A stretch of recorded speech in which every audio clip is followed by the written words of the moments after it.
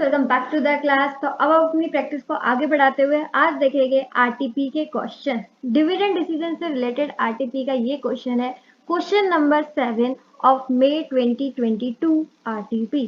चलो इसे देखते हैं। The following figures have been collected from the annual report of ABC limited for the current financial year. तो हमें कुछ फिगर्स दे रखे हैं रिलेटेड टू एबीसी लिमिटेड। देखते हैं। पहले दे रखा है नेट प्रॉफिट कितना है 75 लाख। उसके बाद दे रखे है आउटस्टैंडिंग 12% प्रेफरेंस शेयर 250 लाख। ठीक, आगे दे रखा है number of equity share 7.5 lakh, return on investment 20%, तो ये अपन को गिवन है आर। ठीक, rate of return on investment. उसके बाद cost of capital that is केई, तो ये नहीं भी लिखा हो तो अपन लिख लेंगे 16%। अच्छा, यहाँ पर हमें आर और के ही पता है। मुझे जरा देखकर तो बताओ कि आर ज्यादा है या फिर के ही। कैसी बात कर रहे हो मैम, आर ज्यादा ही है, आर 20% है और के ही 16% है, यानी कि आर इज ग्रेटर देन के ई। आर ज्यादा है के ई से। अब मुझे ये बताओ, जब आर ज्यादा होता है के ई से तो यहाँ पर optimum dividend pay out ratio क्या रहेगा? बताओ बताओ। तो देखो यहाँ पर क्या हो रहा है, कंपनी ज्यादा कमा रही है as compared to shareholders expectation. तो यहाँ पर कंपनी के पास ही पैसा रहना चाहिए और optimum dividend pay out ratio क्या होना चाहिए? 0। ठीक, अभी इन्होंने पूछा नहीं है, देखते हैं आगे इनकी क्वेश्चन की क्या रिक्वायरमेंट है, फिर हम देखते हैं कि इन्होंने पूछा भी है या फिर नहीं। ठीक, क्वेश्चन 3 पार्ट में है, ए बी एंड सी। पहले ए पार्ट देखते हैं। Compute the approximate dividend payout ratio so as to keep the share price at ₹42 by using Walter model। तो यहाँ पर उन्होंने optimum dividend pay out ratio नहीं पूछा, उन्होंने बोला है कि प्राइस 42 रखनी है हमें। अब आप बताओ कि हमें ऐसा क्या डिविडेंड दे कि प्राइस 42 हो जाए, और आपको मॉडल कौन सा यूज करना है? Walter model. ठीक, एक बार इसे हाईलाइट कर देती हूँ, वॉल्टर मॉडल, और प्राइस हमें रखनी है 42। अब आपको बताना है कि डिविडेंड पे आउट रेशियो क्या होगा। ठीक, second, determine the optimum dividend pay out ratio and the price of the share at such pay out. अब बात आई ना काम की। अब उन्होंने पूछा है कि बताओ इस केस में optimum dividend pay out ratio क्या होगा। तो थोड़ी ही देर पहले मैंने आपको यहाँ पर बता रख दिया कि optimum dividend pay out ratio क्या रहेगा? 0। अब जब डिविडेंड 0 रहेगा तब हमें बताओ प्राइस क्या होगी। तो यहाँ पर अगेन हम वॉल्टर मॉडल में क्या करेंगे, डिविडेंड को 0 रखकर प्राइस कैलकुलेट कर लेंगे। देखो, पहले वाला पार्ट और दूसरा वाला पार्ट बिल्कुल अलग है। पहले वाले पार्ट में उन्होंने प्राइस हमें बता दी है, उन्होंने हमसे पूछा है dividend pay out.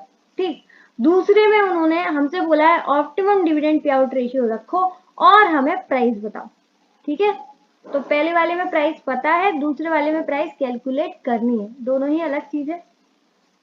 Third part, prove that the dividend pay out ratio as determined above in B is optimum by using random pay out ratio. अब वो पूछ रहे हैं क्या जो बी पार्ट में आपने हमें ये डिविडेंड पे आउट रेशियो बताया है 0, क्या ये सच में ऑप्टिमम है या फिर नहीं। ठीक, तो ये आप प्रूव करो। आप प्रूव कैसे करेंगे? तो आपको कोई भी एक रैंडम पे आउट रेशियो ले लेना है, कोई भी रैंडम पे आउट रेशियो 25% ले लो, 50% ले लो, 100% ले लो, कुछ भी ले लो। उसमें आपको कोई भी एक रैंडम पे आउट रेशियो लेकर हम यहाँ पर क्या करेंगे, प्राइस कैलकुलेट कर लेंगे और उस प्राइस को इस प्राइस से कंपेयर करके बता देंगे कि देख लो हमने जो बी में डिविडेंड पे आउट रेशियो बताया था वो ऑप्टिमम था। ठीक, तो अभी ज्यादा लोड ना लो, जब हम इसे सॉल्व करेंगे तब हमें आसानी से क्वेश्चन हो जाएगा। तो चलो फटाफट कॉपी और पेन पर इसे आसान बनाते हैं। तो ये आ गए अपन अपनी कॉपी पर। सबसे पहले कॉपी पर लिखेंगे आरटीपी मई 2022। ठीक, ताकि पता चल जाए कि हम ये किसका क्वेश्चन कर रहे हैं। क्वेश्चन नंबर 7 रहेगा आपका, क्योंकि डिविडेंड डिसीजंस का है। ठीक, तो ये भी लिखना चाहो तो लिख लो। अब यहाँ पर जो है इन्होंने फर्स्ट पार्ट में कहा था कि हमें प्राइस 42 रखनी है और आप हमें डिविडेंड बताओ। ठीक है, तो ये देखो नीचे वॉल्टर मॉडल लिखा हुआ है, तो यहाँ पर हम डिविडेंड कैलकुलेट करना है। प्राइस हमें दे रखी है 42, आर हमें पता है 20%, के हमें पता है 16%, डिविडेंड हमें कैलकुलेट ही करना है। अब हमें दिक्कत क्या है, अर्निंग की। हमें अर्निंग नहीं पता, ठीक है, क्योंकि इक्विटी शेयर से रिलेटेड है, तो हमें इक्विटी शेयर की अर्निंग पता होनी चाहिए। लेकिन हमें एग्जाम में, सॉरी, क्वेश्चन में क्या गिवन है, हमें गिवन है नेट प्रॉफिट। तो पहले हमें एक स्टेटमेंट क्रिएट करना पड़ेगा। उस स्टेटमेंट का नाम क्या होता है, इनकम स्टेटमेंट, या फिर बोल सकते हो प्रॉफिटेबिलिटी स्टेटमेंट। ठीक, तो पहले हमें वो क्या बनाना पड़ेगा। तो ये देखो मैंने एक स्टेटमेंट क्रिएट कर रखा है यहाँ पर, और यहाँ पर जो भी अमाउंट है वो सारे लैक्स में। ठीक, तो सबसे पहले नेट प्रॉफिट लिखते हैं। नेट प्रॉफिट कितना गिवन था हमें, 75 लाख, तो यहाँ पर लिख देंगे 75 लाख। उसके बाद नेट प्रॉफिट में से प्रेफरेंस डिविडेंड माइनस करना पड़ेगा, तभी हमें पता चलेगा कि इक्विटी शेयर होल्डर्स के लिए कितना अर्निंग अवेलेबल है।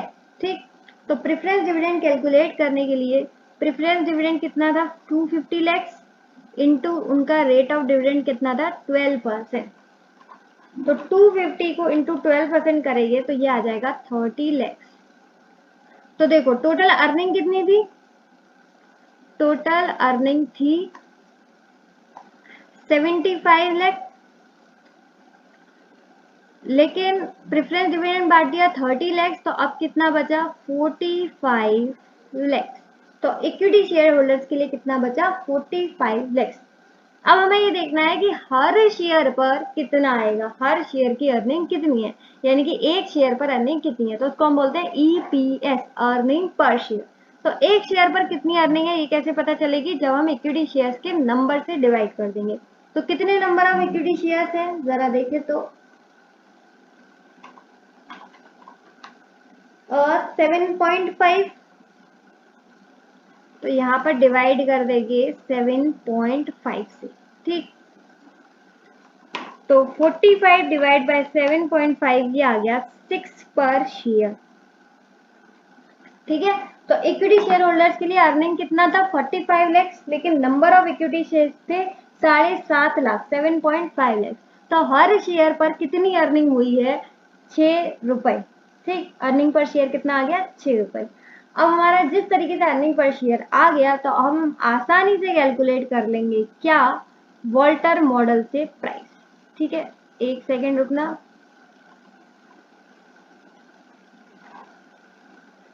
आ जाओ भाई नीचे, वॉल्टर मॉडल। ठीक, तो वॉल्टर मॉडल फटाफट से इसका फॉर्मूला लिखो। क्या फॉर्मूला होता है इसका, P equals to D plus R E minus D upon K whole upon K. तो यहाँ पर प्राइस तो उन्होंने पहले ही हमें दे दिया था, प्राइस उन्होंने हमें पहले ही दे दिया था, कितना, 42 रुपीज। डिविडेंड हमें बताना है, तो डिविडेंड को डी रख लेते हैं।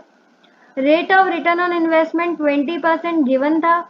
अर्निंग अभी अभी हमने कैलकुलेट करी 6 पर शेयर। डिविडेंड हमें कैलकुलेट करना है, तो ऐसे ही रख देते हैं। और के हमें कितना गिवन था, 0.16 यानी कि 16%, होल अपॉन के यानी कि 0.16। ठीक, तो हमने क्या करा, सबसे पहले एक इनकम स्टेटमेंट बनाकर अर्निंग पर शेयर कैलकुलेट कर लिया और उस अर्निंग को यहाँ पर लिख दिया। ठीक, बाकी पूरा आपका वही है वॉल्टर मॉडल, और कोई दिक्कत वाली बात नहीं है। अब हम क्या करेंगे, सबसे पहले तो इस 0.16 को यहाँ लेकर जाएंगे, 42 से इंटू करेंगे। तो ये कैलसी पर करते हैं, 42 इंटू 0.16, तो ये आ जाएगा 6.72। 6.72, इधर क्या बचा, इधर बचा डी प्लस, अब देखो इन दोनों को कर देंगे, यानी कि 0.20 इंटू 6, ये आ गया 1.2 माइनस, अब ये 0.20 को तो इससे इंटू कर दिया, अब 0.20 को डी से भी इंटू करेंगे, तो सिंपल मैथमेटिक्स है। तो 0.20 डी आ गया, और नीचे अभी भी बचा है क्या, 0.16। ठीक, ये बहुत धीरे धीरे करा रही हूँ क्योंकि मुझे पता है कि बहुत लोगों को सिंपल मैथमेटिक्स में भी दिक्कत आ जाती है। तो अपन नीचे चलते हैं, अब देखो क्या हो रहा है, पेन कहाँ गया, अब देखो क्या हो रहा है। अब यहाँ पर 6.72 ऐसे का ऐसा ही है। फिर इधर क्या चलते हैं, अब इन दोनों को साथ में लाने के लिए हमें क्या करना होगा, इससे इंटू वही एलसीएम जो होता है अपना वही कर रहे हैं, 0.16d प्लस 1.2 माइनस 0.20d। समझ में आ गया? 0.16 सही है। तो अपन ने पूरा ये इस तरीके से कर दिया, सबके नीचे 0.16 आ गया। अब ये अगेन 0.16 जाएगा यहाँ पर, तो यानी कि 6.72 इंटू 0.16 कैलसी पर कैलकुलेट करके ये आ गया 1.0752। ठीक, और यहाँ पर क्या बचा हुआ है, अभी यहाँ पर बचा हुआ है 0.16d प्लस 1.2 माइनस 0.20d।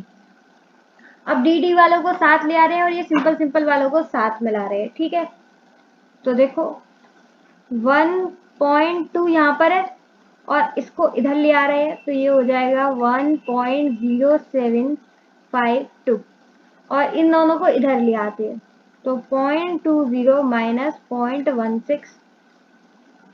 ठीक, अब ये बचा 0.04d, 20 में से 16 गए 4, और यहाँ पर देखते हैं क्या बचा, तो इसको माइनस कर देते हैं, तो ये बच गया 0.1248। अब डी आ जाएगा यहाँ से हमारा 0.1248 डिवाइड बाय 0.04, ये आ गया 3.12। ठीक, तो यहाँ से हमने डिविडेंड कैलकुलेट कर लिया 3.12। ठीक है, इसमें कोई दिक्कत तो नहीं हुई? देखो पहले हमने क्या किया है, ऐसा क्वेश्चन हमने इलस्ट्रेशन नंबर 3 में भी किया था, सेम आया था, उसमें भी आंसर 3.12। ठीक है, तो डिविडेंड कितना है बस आपको ध्यान रखना है, पहले 0.16 इससे इंटू होगा तो ये आ जाएगा। उसके बाद हमने इन सबको एक करने के लिए एलसीएम ले लिया, तो 0.16d बन गया ये। ठीक है, और नीचे रह गया 0.16, अगेन 0.16 फिर से इधर गया और इंटू होकर ये आ गया। फिर हमने डी डी वाले साथ रख लिए और सिंपल सिंपल वाले साथ रख लिए, सिंपल कैलकुलेशन करके हमारा डी कैलकुलेट हो गया 3.12। ठीक, लेकिन उन्होंने पूछा था, ध्यान से देखना, उन्होंने पूछा था dividend pay out ratio. Dividend pay out ratio क्या होता है कि हमने डिविडेंड कितना बांटा, तो हमारी कितनी अर्निंग हुई थी उसमें से हमने कितना डिविडेंड बांटा, उसको बोलते हैं डिविडेंड पे आउट रेशियो। तो अब यहाँ पर क्या फॉर्मूला बनेगा, डीपीएस अपॉन यूपीएस, और परसेंटेज में निकालना है तो इंटू 100, यानी कि हमारी अर्निंग में से कितना डिविडेंड बांटा। तो बताओ हमारी अर्निंग कितनी हुई थी, 6, और हमने डिविडेंड कितना बांटा यहीं पर कैलकुलेट किया, देखो 3.12, परसेंटेज में करेंगे तो इंटू 100। तो यहाँ पर dividend pay out ratio calculate करते हैं कैलसी पर, 3.12 अपॉन 6 इंटू 100, ये आ गया 52%। ठीक, तो उन्होंने बोला था अगर हमें प्राइस 42 रखना है तो डिविडेंड पे आउट रेशियो कितना होगा, तो देखो हमने लास्ट में लिख दिया, so the required dividend pay out ratio will be 52%। तो required dividend pay out ratio, required का मतलब जब 42 रखनी है तब डिविडेंड पे आउट रेशियो की क्या रिक्वायरमेंट है, तब क्या होना चाहिए डिविडेंड पे आउट रेशियो, तो वो होगा 52%। तो यहाँ पर हमारा क्वेश्चन का फर्स्ट पार्ट कंप्लीट हो गया है। ठीक है, डिविडेंड पे आउट रेशियो कितना आ गया, 52%, और ये डिविडेंड दे रखा था। ये तीनों जो इम्पोर्टेंट है मैंने यहाँ पर रेड कलर से कर दिया है, उम्मीद है आपको समझ में आ गया होगा। और ये क्वेश्चन ऑलरेडी हम एक बार कर चुके हैं इलस्ट्रेशन नंबर 3 में, सेम उसी तरीके से। ठीक है, तो अगर नहीं आया हो तो एक बार इलस्ट्रेशन नंबर 3 में भी चले जाना, और ऐसा क्वेश्चन जरूर करके जाना, आ सकता है एग्जाम में बिल्कुल। अब देखो पार्ट बी पर चलते हैं। पार्ट बी पर उन्होंने बोला था सबसे पहले हमें बताओ optimum dividend pay out ratio क्या होगा, उसके बाद उस पे आउट रेशियो पे आपको शेयर की प्राइस कैलकुलेट करनी थी। तो याद होगा हमने इतने इलस्ट्रेशन प्रैक्टिकल क्वेश्चंस किए हैं, तो मैंने आपको एक लाइन बताई थी, ये लाइन आपको जब भी लिख कर आनी है जब जब आपसे डिविडेंड पे आउट रेशियो पूछा गया हो। तो क्या थी वो लाइन, सिंस आर डैश के the optimum dividend pay out ratio would, जो optimum dividend pay out ratio ये रहेगा। तो इस केस में आर क्या है, ये मैं रेड से करके दिखाती हूँ, अलग ही दिखेगा। इस केस में आर ज्यादा है के से, क्योंकि आर था 20% और वेयर एज के इज 16%। ठीक, the optimum dividend pay out ratio was 0, ये तो ऑलरेडी मैं बता चुकी हूँ क्वेश्चन के टाइम पर। डी कितना बांटेंगे हम, 0। ठीक, अब आ जाते हैं अगेन वॉल्टर मॉडल लिखते हैं और उससे हम कैलकुलेट करते हैं शेयर की वैल्यू। कैसे होता है, वही simple formula, P equals to D plus R E minus D upon K whole upon K. तो यहाँ पर डिविडेंड हमें कितना बांटना है, 0। प्राइस तो हमें गिवन नहीं थी क्योंकि प्राइस ही तो कैलकुलेट करेंगे। आर कितना था, 20%। अर्निंग वही अपनी 6 पर शेयर। डिविडेंड 0 बांटेंगे, के 16% अपॉन 16%। ठीक, कैलकुलेट करते हैं इसे। तो 0 प्लस 0.20 और यहाँ से तो 0 ही रह जाएगा, तो ये हो जाएगा 1.2 और नीचे आ जाएगा 0.16 होल अपॉन 0.16। सही है, विजिबल है। अब 1.2 डिवाइड बाय 0.16, ये एक बार हो गया, इतने का आंसर आ रहा है 7.5। एक और बार इसे करेंगे 1.6 से, सॉरी 0.16 से, तो ये आ जाएगा 46.875। 46.875। ठीक है, तो यहाँ पर हमारी कैलकुलेशन खत्म हो गई। सेकंड पार्ट समझ में आ गया। उन्होंने पूछा था optimum dividend pay out ratio क्या रहेगा, तो हमने optimum dividend pay out ratio बता दिया। क्या बता दिया, 0। अरे भाई कहाँ गया हाइलाइटर, ये रहा, 0 optimum dividend pay out ratio. उसके बाद उस डिविडेंड पे आउट रेशियो में हमें प्राइस बतानी थी, तो वो हमने प्राइस कैलकुलेट कर ली, 46.875। सिंपल था, डिविडेंड की जगह 0 रखना था, बाकी पूरा वॉल्टर का फॉर्मूला था। हो गया हमारा, यहाँ पर हमारा सेकंड पार्ट भी कंप्लीट हो गया। अब अपन चलते हैं थर्ड पार्ट पे। थर्ड पार्ट बड़ा ही इंटरेस्टिंग है, क्योंकि यहाँ पर उन्होंने बोला था कोई भी रैंडम पे आउट रेशियो लो और हमें बताओ कि जो आपने बी में प्राइस कैलकुलेट करी है वो मतलब अच्छी है, मतलब ज्यादा है या नहीं। ठीक, तो यहाँ पर हमें सी में क्या लेना था, एक रैंडम पे आउट रेशियो। तो रैंडम पे आउट रेशियो हमने यहाँ पर ले लिया 25%। ठीक, कुछ भी ले लेना था। तो 25% पे आउट पे अब हम कैलकुलेट करेंगे प्राइस। तो वही अपना formula, P equal to D plus R E minus D upon K whole upon K. ये क्वेश्चन करके आपको वॉल्टर का कुछ हो ना हो, वॉल्टर का फॉर्मूला जरूर याद हो जाएगा। तीसरी बार हम लिख रहे हैं और मुझे उम्मीद है कि आप भी मेरे साथ साथ लिख रहे होंगे। ये नहीं कि यहाँ से बस वैल्यूज पुट करें और खत्म, ये फॉर्मूला भी आपको लिखना है। मैंने मेहनत करी है तो आपको भी करनी पड़ेगी।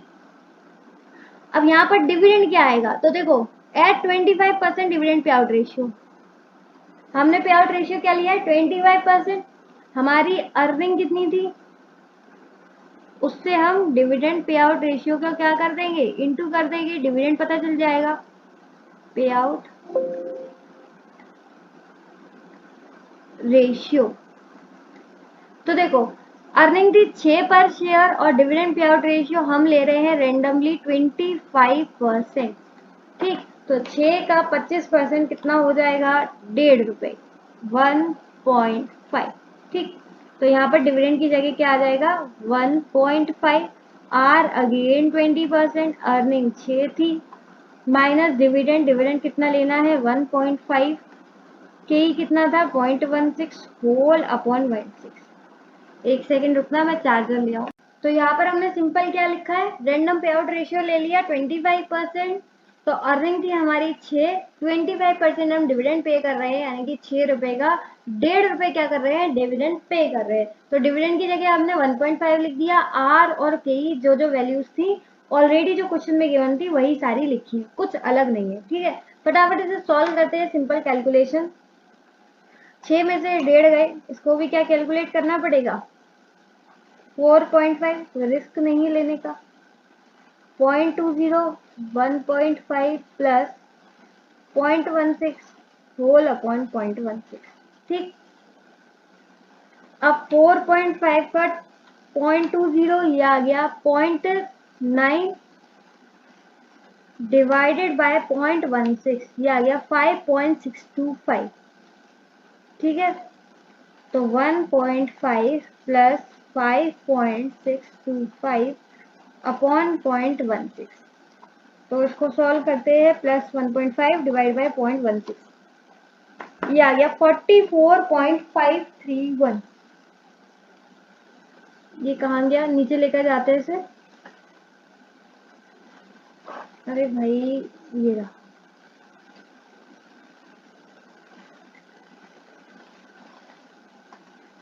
ये हमारा आ गया price 44.531।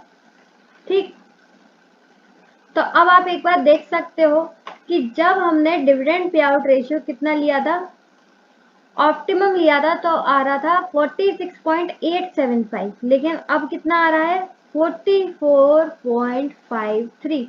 That means has prove कि हमने जो डिविडेंड पे आउट रेशियो बताया है वो ऑप्टिमम है, क्योंकि उसमें प्राइस ज्यादा आ रहा है ना। तो ये लाइन आप ऐड कर सकते हो लास्ट में, जैसे मॉड्यूल में लिखी है, सजेस्टेड आंसर जो दिए उससे लिख सकते हो। और एक काम और करना, होमवर्क में आपको, जैसे मैंने यहाँ पर random dividend pay out ratio 25% लिया है, इसी तरीके से आपको एक दो और random dividend pay out ratio लेने हैं जो आपकी मर्जी हो। जैसे अगर मैं होमवर्क दे रही हूँ तो मेरे अकॉर्डिंग आपको करना चाहिए एक 50% पर और एक 100% पर। 100% जरूर करना चाहिए, क्योंकि इससे बहुत ज्यादा पता चल जाता है, ये बिल्कुल हमारी मिनिमम आएगा, और 0% जो हमने optimum dividend pay out ratio बताया है वो मैक्सिमम प्राइस रहेगी, है ना। तो ये दोनों आप कर लेना, तब तक हम मिलते हैं। इसी तरीके से प्रैक्टिस जारी रहेगी, बहुत अच्छे से प्रैक्टिस करने वाले हैं ताकि कुछ भी छूट ना जाए, ठीक है। तो हमने ऑलरेडी बहुत अच्छी प्रैक्टिस कर ली है, और आज आरटीपी करके आपको कॉन्फिडेंस आने लग गया होगा कि आरटीपी में भी कोई ऐसे हुआ क्वेश्चंस नहीं आते हैं, सिंपल ही है जैसे स्टडी मटेरियल में होते हैं, और उसी तरीके से इसी लेवल के क्वेश्चंस एग्जाम में भी आ जाते हैं, तो आपको बिल्कुल डरने की जरूरत नहीं, ठीक है। इसी तरीके से keep studying, keep learning, keep sharing, keep support. Thank you so much, have a nice day.